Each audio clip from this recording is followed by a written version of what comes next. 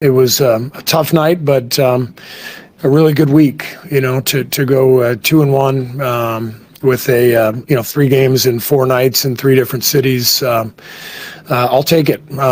But we've got to learn from this and do a much better job handling that kind of pressure. Were there any combinations that you liked just from the different lineups you got? No. Not tonight. Speaking of good weeks, Jonathan had another performance where he kind of filled in a lot of gaps. We've talked a lot about him the last couple of weeks. Specifically the other night, you said you feel like he's maturing. What ways do you feel like you see it the most on the floor night to night? Well, his passing has improved dramatically. He's made so many good passes, not only in games but in practices. I think he's seeing the floor better. But I just like the approach. I like the vibe that he's bringing. He's confident. He definitely feels like part of the team and what we're trying to do after all the contract stuff. I just think his teammates have been so good, Jimmy and Steph, Dre, all, welcoming him back with open arms and reminding him that contract stuff is contract stuff. So JK's had a really good start to the season. I'm proud of him, the way he's playing, and I'm excited for what's ahead for him and for us. How much do you think fatigue was a factor? I'm sorry? Fatigue tonight. How much do you think that was a factor? Well, I think the NBA schedule is, everybody deals with whatever comes your way, and there's a lot of difficult, moments in the schedule, whatever. But tonight was not about that. It was about Portland and what they've built and the length and athleticism and the style of play, and they were brilliant. And so, I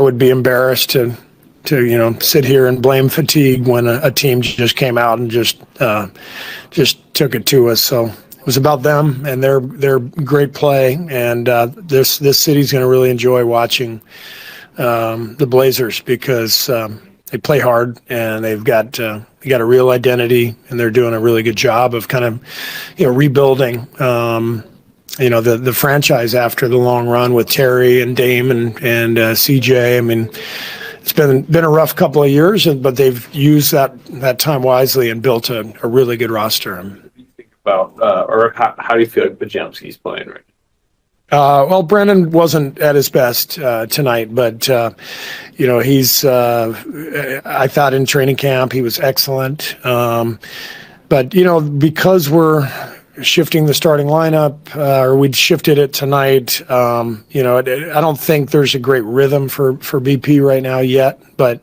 it's early in the season, and that's all part of it. This getting through the 82 games, every single player is going to go through spells and good and bad, and you just have to keep moving along.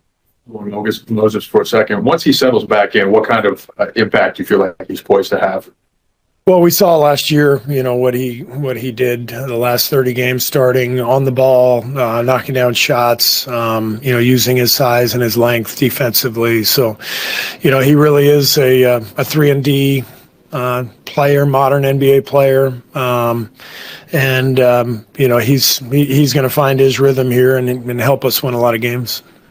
Coach, I was wondering how's the team approach balancing the competitiveness with the long-term workload management, or maybe I used the wrong. Yeah, I mean it's that's part of the NBA season as a coach, is pacing your team through the 82 and recognizing nights like tonight where I think we played 12 people in the first half.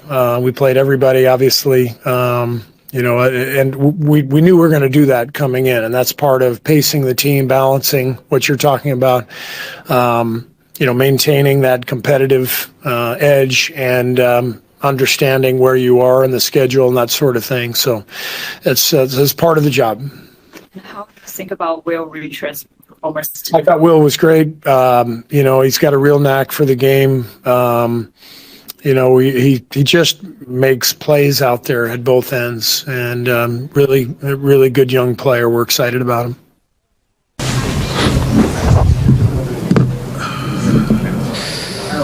How nice was this moment, this close for you, kind of in a new situation to have a finish like that? It was nice. It was nice to be a part of that, and Steph hitting that shot to force overtime, and for us to find a way to win the game, it feels really good. How about that part of it? The Steph aspect and just being on the Warriors. How unique is the feel of being out there in that type of environment with them? Yeah, I mean it's.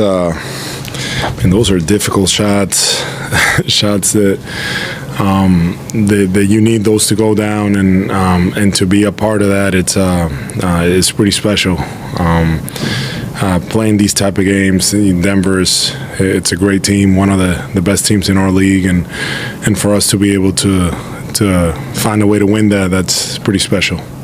You talked a lot about you picked this team because you knew they had a chance to play special games. You obviously played against them. And when you're in the middle of it, you're seeing Steph do that, Jimmy do that, you're hitting a three. At any point you're going, yeah, this is why I'm here. This is why I picked this situation. Yeah, I mean it's I'm fortunate to be in this position, and for these moments it's what you play for, and understanding that that we still have a long ways to go, but to be able to come here and take Denver was great tonight. Aaron Gordon was great, and everything they were doing to take their best shot and still be there and manage to get it to overtime, and be a part of this game. It's what I'm excited to be here for. Al, your first official game here as a Warrior with this home crowd. Just what do you think of the environment, especially late in regulation and into overtime? Energy was great. Fans were really into it and helping us. Just a very, very fun atmosphere, and different guys coming in and contributing. And we talked about the Steph shots, but then Jimmy hits that big three from the top of the key, and that was also a special play. But just in general, all the guys coming in and we're trying to do our part, and just a lot of fun to be a part of that. Last one over here on the left. Steph said that jumbo lineup that closed in overtime, you guys had never practiced together in that lineup. How are you guys able to be so seamless in overtime, just know each other's movements and everything? We're kind of fighting for our lives there. At the end, just trying to get stops, trying to do whatever we can on the defensive end, and then on offense, just continuing to figure it out. I'm playing off of Steph, playing off of Draymond and Jimmy, and I'm just, I was just trying to be out there trying to make plays, but for us it's just playing to win, and with that lineup, even though we haven't played together, that was the feeling behind it. Defensively, we wanted to do a good job defensively, and then on offense, making sure that we're getting to space and that we're getting good looks and we're not turning the ball over. Quinton Post reveals what Stephen Curry did that mattered more than scoring. Quinton Post is quickly becoming one of the most intriguing young talents on the Golden State Warriors roster. In his rookie season, he quietly made a name for himself, shooting an impressive 40.8% from three-point range and averaging 8.1 points per game. As a modern stretch big, he's carved out a valuable role in the Warriors rotation, and he's not done yet. During the preseason, Post continued to show his offensive potential, especially in a standout performance against the Portland Trail Blazers, where he dropped 16 points, including 3 three-pointers. But when asked about his recent success, Post didn't take the credit for himself. Instead, he pointed to one major factor: Stephen Curry.